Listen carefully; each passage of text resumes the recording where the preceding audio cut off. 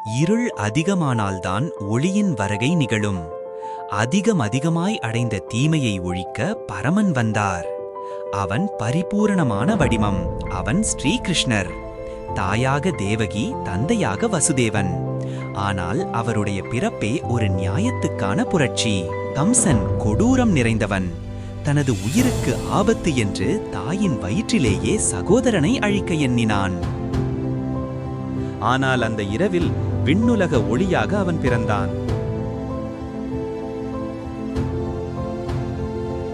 யமுனா நதி ஆழமானது.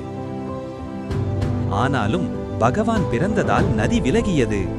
மழை இடியுடன் வாசுதேவன் பிள்ளையை மடியில் கட்டியபடி கடக்கிறார். பின் வந்தார் கிருஷ்ணர், கோகுலம் கிராமத்தின் யசோதா நந்தகோபரின் மகனாக. அந்த குட்டி கிருஷ்ணர் கைவிரல் வெண்ணெயோடு. அவர்தான் நவநீத சோரி, வெண்ணெய் திருடியவனும் இதயங்களையும் திருடியவனும்.